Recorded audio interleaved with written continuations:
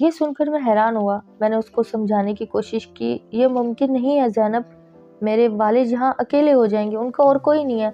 दूसरा, आज नहीं तो कल नूर की तालीम शुरू हो जाएगी और यहाँ दुबई में तालीम अच्छे स्कूलों में काफ़ी महँगी है। फैमिली अगर रखूँगा तो मेरे अखराजात बढ़ जाएँगे और बचत बिल्कुल मुश्किल हो जाएगी, इसलिए बात को समझने की कोशिश करो।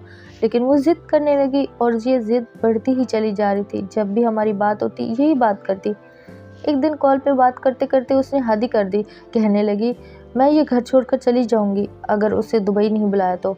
उसकी ज़िद और रवैये ने मुझे सख्त नाराज़ कर दिया। मैंने गुस्से में कहा, यह मुमकिन नहीं कि मैं अपनी फैमिली बाहर बुलाऊं और अपने अब्बा को और घर को अकेला छोड़ दूं। ज़ैनब की धमकियों ने मुझे उलझा के रख दिया था। उसके ज़िद्दी रवैये के बावजूद मैंने उसकी दुबई आने की ख्वाहिश को पूरी तरह रद्द कर दिया। लेकिन एक रात जब मैं अपने फ़्लाइट में बस कमर सीधी करने के लिए लेटा ही था कि अचानक मेरे मोबाइल पर ज़ैनब की कॉल आई थी। ये तकरीबन रात के 2 का टाइम था और वो आम तौर पर इस वक्त कॉल नहीं करती थी। कुछ देर के लिए मैंने कॉल नज़रअंदाज की, लेकिन वो जब बार बार कॉल करने लगी तो मैं ना चाहते हुए मैंने कॉल उठा ली और कहा, क्या बात है, इस वक्त कॉल क्यों कर रही हो? मैंने थके हुए लहजे में पूछा तो ज़ैनब रो रही थी। उसकी आवाज़ में खौफ था। मुझे बहुत डर लग रहा है नवाज़, तुम अभी और इसी वक्त वापस आ जाओ। मैं उसकी बात सुनकर उलझन में पड़ गया। मेरे दिल में वसवसे पैदा होने लगे। तो मैंने उससे कहा, मैं यहाँ कोई इस्लामाबाद में तो नहीं बैठा जो दौड़ा दौड़ा रावलपिंडी आ जाऊँगा। अल्लाह की बंदी, मैं मुल्क से बाहर बैठा हूँ, क्यों मुझे बिला वजह परेशान कर रही हो? मैंने उसकी बातों पे जहाँ बड़ा परेशान हुआ वहाँ अब मुझे शदीद खौफ भी होने लगा था। क्या तुम इस वक्त घर में अकेली हो? अब्बा कहाँ है? तो उसने जो बात बताई उसे सुनकर मेरे पैरों तले से ज़मीन निकल गई और मैं परेशान हो गया। वो बोली, अब्बा तुम्हारे दरवाजे के सामने खड़े हैं। मैंने कहा, तुम्हारे कमरे के दरवाजे क्यों खड़े हैं? वो कहने लगी, कमरे में आना चाहता है।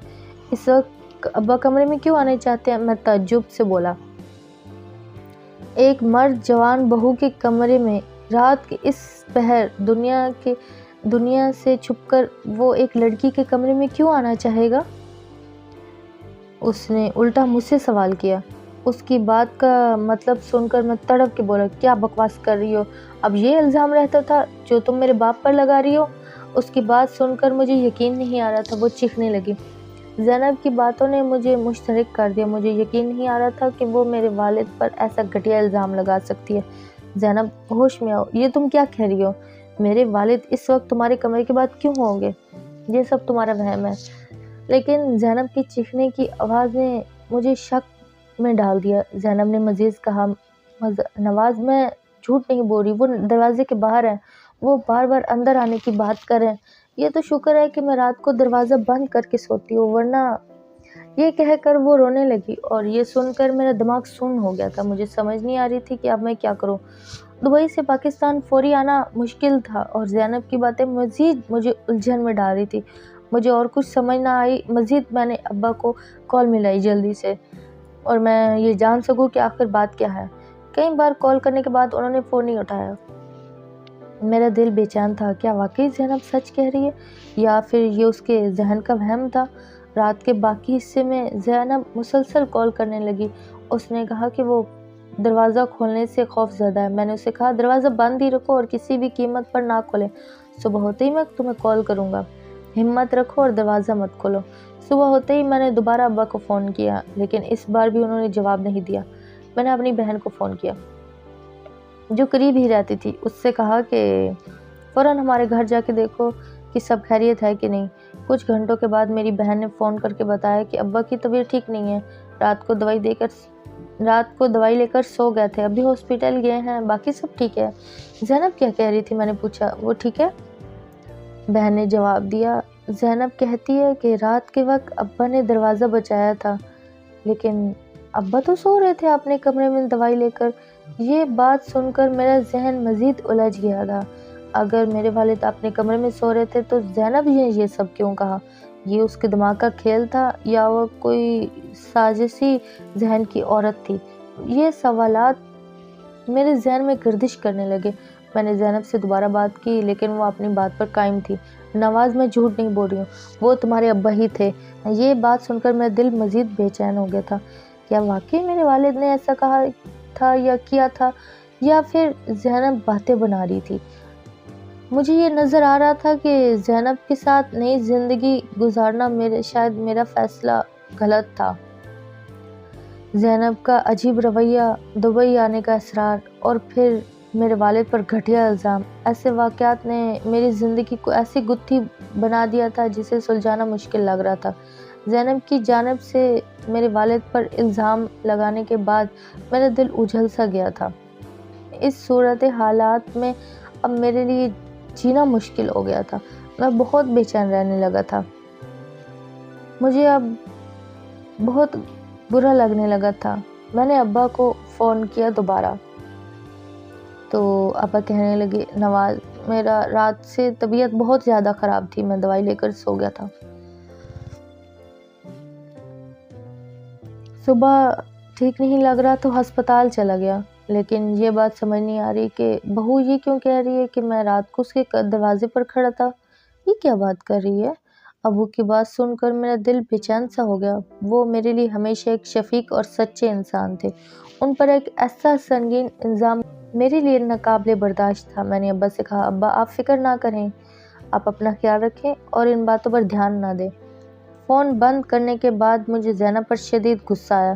میں نے زینب کو کال کی اور سخت لہجے میں بولا، یہ کیا ڈرامہ کر رہی ہو؟ میرے باپ پر ایسا الزام لگانے کی تمہاری جرت کیسی ہوئی؟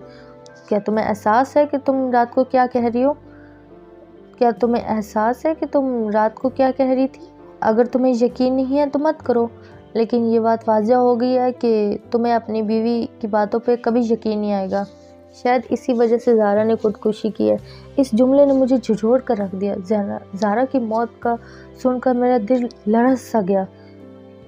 زہرا کی موت کے بارے میں تم اتنے یقین سے کیسے کہہ سکتی ہو؟ میں نے غصے میں بولا۔ زینب نے کہا، زہرا نے خودکشی اس لیے کی کیونکہ وہ جانتی تھی کہ اس نے تمہیں کچھ بتایا تو تم یقین نہیں کرو گے، لیکن میں زہرا نہیں ہوں۔ میں اس لیے اتنے یقین سے کہہ رہی ہوں کیونکہ وہ بھی میری طرح اسی مسائل سے گزری ہے۔ یقیناً اس نے تمہیں کئی بار بتانے کی کوشش کی ہوگی، لیکن وہ یہ بات بھی اچھے سے جانتی تھی کہ تم اس کی کسی بات پر یقین نہیں کرو گے، اسی لیے وہ خاموشی سے سب کچھ سہتی رہی۔ اس کی بنیادی وجہ یہی تھی کہ تمہارے علاوہ اس کا کوئی اور رشتہ دار نہیں تھا جہاں جا کر وہ پناہ لیتی۔ لیکن یاد رکھو، میں ایک بھرے پورے خاندان سے تعلق رکھتی ہیں۔ میرے باپ، بھائی بہن اور ماں سب سلامت ہے۔ میں ایک آواز دوں گی تو سب دوڑے چلے آئیں گے، لیکن پھر تمہاری اور تمہارے گھر والوں کی میری مائکے میں عزت بالکل نہیں رہے گی، اور میں نہیں چاہتی ہوں۔ میں نے بہت چاہا کہ میں خاموشی سے یہ سارا معاملہ حل کر دوں اور عزت بچ جائے، لیکن جب میرا شوہر ہی میری بات نہیں سمجھ سکتا تو میں کسی اور سے کیا گلہ کروں گی۔ لیکن یاد رکھو نواز، میں زہرا نہیں ہوں کہ میں اس طرح چپ چاپ اپنی جان دے دوں، لہٰذا میں نے ساری بات تمہارے سامنے رکھی۔ لیکن بدقسمتی دیکھو کہ تم میری بات پر یقین کرنے کے بجائے الٹا مجھے ہی کٹہرے میں کھڑا کر کے کھڑے ہو۔ لہٰذا میں تم سے اب مزید کوئی بحث نہیں کرنا چاہتی۔ میں اب بھی اور اسی وقت تمہارا گھر چھوڑ کر جا رہی ہوں۔ زینب کی ان باتوں نے مجھے اندر ہی اندر سے توڑ کے رکھ دیا، لیکن مجھے نور کا خیال آیا۔ وہ بن ماں کی بچی کیسے رہے گی؟ میں نے نہ چاہتے ہوئے منت کی اور اسے کہا، دیکھو، گھر چھوڑ کے مت جاؤ۔ نور ابھی اپنی پہلی ماں کی جدائی سے باہر نہیں نکلی، تم اسے نیا صدمہ دینے پر تلی ہو۔ میرا نہیں تو کم سے کم اس بچی کا خیال رکھو۔ اسے کس کے سہارے چھوڑ کر جا رہی ہو؟ اسے چھوڑ کر مت جاؤ، وہ ابھی بہت چھوٹی ہے، اسے ایک ماں کی ضرورت ہے۔ تو وہ ایک دم سے بولی، تم نے کس سے کہا کہ میں نور کو چھوڑ کر یہاں جاؤں گی؟ یہ تو میری جان ہے، اور اس گھر میں تمہارے ابا جیسے انسان کے ہوتے ہوئے میں نور کو یہاں چھوڑنے کا رسک نہیں لے سکتی۔ نور کے بارے میں تم فکر نہ کرو، میں اسے لے کر ہی جاؤں گی اور اس کی پرورش خود کروں گی تاکہ زہرا کی روح خوش رہے۔ زہرا کا ذکر سن کر میں اندر سے کانپ رہا تھا۔ زینب کی باتوں میں کتنی سچائی تھی یہ جاننا میرے لیے مشکل ہو گیا تھا، لیکن اس کا زہرا کی موت کو لے کر ایسی باتیں کرنا مجھے کچھ صحیح نہیں لگ رہا تھا۔ اس تمام جھگڑے اور الزامات کے باوجود میرا سب سے زیادہ دل نور کے لیے بے چین تھا۔ وہ ابھی اتنی چھوٹی تھی کہ ان حالات کو سمجھنے کے لیے قاصر تھی، لیکن اس کے اثرات اس پر ضرور پڑ رہے تھے۔ اس بات چیت کے بعد میں نے وطن واپس جانے کا ارادہ کیا، لیکن مجھے چھٹی نہیں مل رہی تھی تو میرے ہاتھ پیر پھول گئے۔ اور دوسری طرف زینب نے مجھے کال کر کے بتایا کہ وہ نور کو لے کر اپنے والدین کے گھر جا رہی ہے۔ تو اس کی بات سن کر میں مزید پریشان ہو گیا۔ میں نے اسے روکنے کی بہت کوشش کی لیکن اس نے فون کاٹ دیا۔ مجھے اب سمجھ میں آ گیا تھا یہ معاملہ پیچیدہ ہو گیا اور مجھے اس کا حل تلاش کرنے کے لیے جلد سے جلد پاکستان جانا پڑے گا۔ جب ہر طرح کی کوشش کرنے کے باوجود مجھے چھٹی نہ ملی تو میں نے اپنے دوست سے بات کی کہ مجھے وہ اس مشکل مرحلے سے باہر نکالے، ورنہ دوسری صورت میں مجھے یہ نوکری چھوڑنی پڑے گی اور میں ان حالات میں نوکری چھوڑنے کے بارے میں سوچ ہی نہیں سکتا تھا۔ تو میرے دوست نے مجھ سے بڑے حیران ہو کے کہا، تم ابھی تو ہو کر آئے ہو پاکستان سے، پھر ایسی کیا ایمرجنسی پڑ گئی ہے؟ تو میں نے اوپر تلے بہانے بنا کر اسے مطمئن کرنے کی کوشش کی تو اس نے مجھ سے وعدہ کیا کہ وہ میری مدد ضرور کرے گا اور اسی کی کاوشوں کا نتیجہ تھا کہ مجھے 1 ماہ کی چھٹی مل گئی۔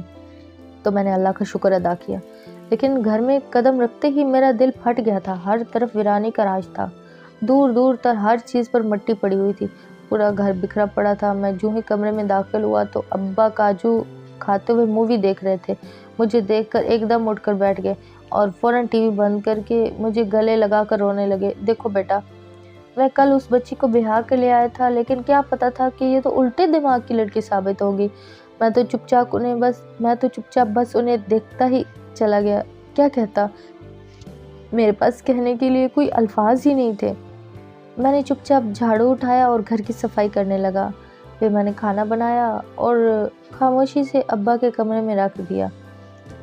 میرا دل نہیں کر رہا تھا، مجھے زینب اور نور کی یاد آ رہی تھی۔ زینب اور نور کے چلے جانا میری کسی جھٹکے سے کم نہیں تھا۔ پورے گھر میں خاموشی طاری تھی، عجیب سی۔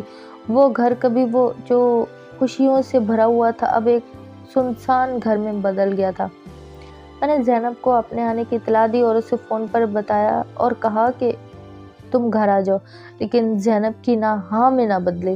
اس نے کہا کہ میں کسی صورت میں نہیں آؤں گی۔ تو مجھے اپنے دل پر پتھر رکھ کر اپنے سسرال جانا پڑا، کیونکہ زینب نور کو بھی اپنے ساتھ لے گئی، لہٰذا مجھے صبر نہ آیا۔ اپنے سسرال میں جو ہی میں پہنچا، نور مجھے دیکھتے ہی دوڑتے ہوئے میرے سینے سے آ لگی۔ مجھے ایسا لگا جیسے ٹھنڈک سی میرے دل میں اتر گئی۔ وہ بے حد خوش دکھائی دے رہی تھی، صاف ستھرے کپڑے پہنے ہوئے تھے اور صحت بھی کافی بہتر تھی۔ میں اپنی بیٹی کو اتنا خوش دیکھ کر دلی طور پر مطمئن ہو گیا تھا اور آنکھوں ہی آنکھوں میں میں نے زینب کا شکریہ ادا کیا کہ اس نے میری غیر موجودگی میں اتنے مسائل کے باوجود نور کا خیال رکھا۔ زینب نے مجھ سے سوائے سلام کے اور کوئی بات نہیں کی۔ وہ تھوڑی دیر ہم دونوں باپ بیٹی کے پاس رکی اور پھر چلی گئی۔ میں جانتا تھا کہ وہ مجھ سے خفا ہے، اس لیے اس نے مجھ سے کوئی بات نہیں کی اور میں نے بھی اس سے کچھ بھی نہیں پوچھا۔ بس نور کے ساتھ کچھ پل گزار کر واپس آ گیا، لیکن گھر جانے کے لیے میرا بالکل بھی دل نہیں کر رہا تھا، اس لیے میں زہرا کی قبر میں چلا گیا۔ عجیب ہی دورائے پہ زندگی آ کر کھڑی ہو گئی تھی۔ کچھ سمجھ نہیں آ رہا تھا کہ میں اپنی زندگی تانے بانے کو کیسے سلجھاؤں۔ میں یہاں آ کر اپنے دل کا بوجھ ہلکا کرنے آیا تھا، لیکن زہرا کی قبر پر نگاہ پڑتے ہی مجھے لگا جیسے میرے دل پر ایک بوجھ آ گیا ہو۔ لیکن جیسے ہی میں قبر کے قریب پہنچا تو وہیں وہ کالی بلی بیٹھی تھی جو پہلے بھی زہرا کی موت کے بعد مجھے قبر کے پاس ملی تھی۔ یہ بلی کسی عام جانور کی طرح نہیں دکھائی دیتی تھی، اس کی آنکھوں میں ایک عجیب قسم کا غم اور غصہ تھا، جیسے وہ مجھ سے کچھ کہنا چاہتی ہو۔ وہ بلی مجھے مسلسل گھور رہی تھی اور میرا دل اس کی موجودگی سے دہل سا گیا۔ اسی بلی کی وجہ سے میرا وہاں پہ رہنا محال سا ہو گیا تھا۔ تو میں دکھی دل سے قبر سے اٹھ کر سیدھا زہرا کے کمرے میں گھر آ گیا۔ میں اس کی کمرے میں داخل ہوا، اس کی الماری کو دیکھا، اس کی الماری کو کھولا۔ اس کی الماری میں ویسے ہی سلیقے سے کپڑے لٹکے ہوئے تھے جیسے وہ ابھی پہننے والی ہو۔ میں نے کپڑوں کو چھوا تو میرے دل میں تمام وہ یادیں تازہ ہو گئی جو ہم نے ساتھ گزاری تھی۔ اسی دوران میرے کپڑوں کے بیچوں بیچ ایک ڈائری پر نظر پڑی۔ ایسا لگتا تھا جیسے ڈائری کپڑوں کے اندر چھپائی گئی ہو۔ میں نے فوراً ہی وہ ڈائری نکالی اور باہر لے آیا۔ پنک کلر کی ڈائری زہرا کی تھی۔ اسے ڈائری لکھنے کا بہت شوق تھا، لہٰذا اس کی سالگرہ والے دن میں نے یہ ڈائری اسے گفٹ کی تھی۔ ڈائری کو ہاتھ میں لیتے ہی میرے ہاتھ کانپنے لگے۔ میں نے پہلے اسے اپنے سینے سے لگایا اور پھر اسے کھولا اور خوبصورت ہینڈ رائٹنگ میں زارا کی لکھی کئی نظمیں میں پڑھنے لگا۔ اچانک میری نظر ڈائری کی ایک صفحے پر پڑی تو میں چونک گیا۔ زارا نے صفحے پر اپنے خوبصورت ہینڈ رائٹنگ میں لکھا تھا، شکر ہے یہ ڈائری موجود ہے جس پر میں یہ باتیں لکھ سکتی ہوں جو میں نہیں بتا سکتی۔ یہ میری زندگی کی وہ تکلیف دہ باتیں ہیں جنہیں لکھنے کے بعد میرا دل تسلی میں آ جاتا ہے۔ اللہ کرے کہ یہ ڈائری میری زندگی میں ہی نواز کے ہاتھ آ جائے، ورنہ اس سے اپنے دل کی بات کہنا میرے لیے مشکل ہے، کیونکہ میں جانتی ہوں کہ وہ مجھ پر کبھی بھی یقین نہیں کرے گا۔ اس کے یہ جملے پڑھ کر میرا دل زور زور سے دھڑکنے لگا۔ میں نے فوراً کمرے کے دروازے کو بند کر دیا تاکہ کوئی اندر نہ آ سکے، اور پورے اطمینان کے ساتھ وہ ڈائری پڑھنے لگا۔ میں نے صفحے ایک کے بعد ایک پلٹنے لگا اور انہیں انتہائی توجہ سے پڑھنے لگا۔ پڑھتے پڑھتے میری نظر ایک تحریر پہ جا کے رکی جس میں اس نے صاف الفاظ میں لکھ رہا تھا، میں نواز سے محبت کرتی ہوں، لیکن میں اس سے یہ سب نہیں کہہ پا رہی ہوں۔ میرے سسر، انہوں نے میری زندگی کو جہنم بنا دیا، ان کی نظروں اور ان کے رویے نے مجھے توڑ کر رکھ دیا۔ پھر آگے چل کے زارا نے ڈائری میں تفصیل سے ان واقعات کا ذکر کیا جب میرے ابا نے اس کے ساتھ غیر اخلاقی رویہ اختیار کرنا شروع کر دیا تھا۔ اس نے لکھا، سسر غلط حرکات کرنے کے بعد مجھے دھمکیاں بھی دیتے ہیں کہ اگر میں نے زبان کھولی تو وہ نواز کو میرے خلاف کر دیں گے اور مجھے طلاق دلوا دیں گے۔ تو میں ڈر گئی کہ اگر واقعی نواز ان کی باتوں میں آ گئے اور انہوں نے مجھے طلاق دے دی تو میں اپنی معصوم سی بچی کو لے کر کہاں جاؤں گی؟ لیکن دوسری طرف یہ خاموشی بھی مجھے اندر ہی اندر مار رہی ہے، میں آخر کب تک یہ ظلم سہوں گی؟ اب میری برداشت کی حد ہو گئی ہے۔ جس گھر میں رشتوں کا تقدس ہی باقی نہ رہے وہاں پر جینے کا کیا فائدہ؟ وہ یہ سہتے سہتے کتنی بار ٹوٹ کر روئی ہوگی۔ اس کے لفظوں میں ہر احساس چیخ چیخ کر مجھ پر عیاں ہو رہا تھا، اور پھر اس نے اپنی خودکشی کا ذکر بھی کیا۔ میں تھک چکی ہوں، اب یہ سہنا ناممکن ہے۔ نواز، میں تم سے محبت کرتی ہوں اور ہمیشہ کروں گی، لیکن میں یہ زندگی نہیں جی سکتی۔ مجھے اب اپنے آپ سے گھن آ رہی تھی۔ یہ سب پڑھ کر میرے دل پر جیسے پہاڑ سے ٹوٹ پڑا۔ ایسے لگتا تھا جیسے وہ چاہ کر بھی نہ لکھ پائی ہو۔ اور پھر وہ ڈائری لے کر ابا کے کمرے کا رخ کیا۔ جب میں ابا کے کمرے میں گیا تو وہاں کا عجیب منظر دیکھ کر میں حیران ہو گیا۔ ابا انتہائی ڈرے ہوئے اور سہمے لہجے میں بیڈ پر بیٹھے تھے، اور وہ بلی کرسی پر بیٹھی تھی۔ یہ بلی نہیں، زارا ہے۔ وہ کہہ دیے کہ وہ مجھ سے انتقام لے گی، اسے بھگا دو نواز۔ ان کی حالت دیکھ کر میرا دل غصے سے بھر گیا۔ یہ بلی نہیں، آپ کے گناہوں کا سایہ ہے، آپ کے اعمال کا نتیجہ۔ زارا نے اپنی جان آپ کی وجہ سے دی۔ ابا جی، آپ نے کیا کیا؟ میرا ہنستا بستا گھر آپ کی وجہ سے خراب ہو گیا۔ میری بات سن کر ابا میری طرف دیکھنے لگے۔ پھر جب ان کی نظر ڈائری پر پڑی تو انہوں نے اپنی نظریں جھکا دی۔ ان کا چہرہ زرد پڑ گیا اور انہوں نے ہچکچاتے ہوئے کہا، نواز، میں کمزور لمحوں کا شکار ہو گیا تھا۔ میں نہیں چاہتا تھا کہ زارا اپنی جان دے دے، مجھے معاف کر دو۔ یہ اعتراف سن کر میرا دل اور زیادہ سخت ہو گیا۔ میں نے کہا، آپ نے ایک معصوم لڑکی کو مرنے پر مجبور کر دیا، آپ نے میری زندگی اجاڑ دی۔ آپ کو کیا ملا ابا؟ آپ کی وجہ سے میری زارا چلی گئی اور میری معصوم بچی اپنی محبت سے محروم ہو گئی، لیکن آپ کو پھر بھی قرار نہیں آیا، اور آپ کی وجہ سے زینب چلی گئی اور آپ کے گناہوں پر ہمیشہ پردہ رہے۔ یہ نہیں ہو سکتا۔ ابا نے ہاتھ جوڑتے ہوئے کہا، نواز، مجھے معاف کر دو، مجھے چھوڑ کر مت جاؤ، مجھے اس خوف سے نجات دلاؤ، مجھے زارا ہر جگہ دکھائی دیتی ہے۔ تو ان کی بات سن کر میں نے گہری سانس خارج کرتے ہوئے کہا، آپ میرے والد ہیں، آپ کو سزا دینے یا نہ دینے کا اختیار میرے ہاتھ میں نہیں ہے، لیکن اللہ کی عدالت میں آپ کو سب حساب دینا ہوگا۔ آپ کی ضمیر کی خلش ہی آپ کا سزا ہے۔ تو وہ میرا ہاتھ پکڑ کر رونے لگے، لیکن میں نے اپنا ہاتھ چھڑا کر گھر سے باہر نکلا ہی مناسب سمجھا۔ زینب اور نور کے پاس واپس جانے سے پہلے میں نے سوچا میں زارا کی قبر پہ جاؤں، لیکن جو ہی قبرستان میں داخل ہوا تو میری ہمت جواب دے گئی۔ میں بھلا اس کی قبر پر جا کر اسے کیسے فیس کرتا، جس کے معاملے میں نے اس طرح غفلت سے مظاہرہ کیا تھا کہ وہ آج مٹی میں چپ چاپ لیٹ گئی۔ کاش میں اس وقت سمجھ پاتا جب وہ مجھے کہتی تھی مجھے یہاں سے لے جاؤ۔ میں تھکے تھکے قدموں سے اس کی قبر پہ جائے بغیر ہی واپس لوٹ گیا، اپنے سسرال کی طرف جانے لگا، جہاں پر زینب اور نور میرا انتظار کر رہی تھی۔ میں نور زینب کو لے کر ایک نئی زندگی شروع کرنا چاہتا تھا جہاں یہ دردناک یادیں ہمارا پیچھا نہ کر پائیں۔ میں زینب کے والدین کے گھر پہ گیا اور تمام حقیقت بتائی اور اسے معافی مانگی۔ زینب کہنے لگی، نواز، اگر تم پہلے ہی یہ سب سمجھ لیتے تو یہ سب کچھ شاید نہیں ہوتا۔ تو میں نے افسردگی سے اپنا سر جھکایا۔ جو کچھ ہو چکا تھا میں وہ صحیح نہیں کر سکتا تھا نا، لیکن جو میرے پاس تھا اسے تو سنبھال سکتا ہوں۔ لہٰذا میں نے اپنے پیارے رشتوں کو اپنے ساتھ لے جانے کا فیصلہ کیا۔ زینب اور نور کو لے کر میں دبئی چلا آیا۔ زہرا کی یادیں اور ابا کے گناہ ہمیشہ میرے دل میں زندہ بن کر بوجھ بن کر رہتے ہیں۔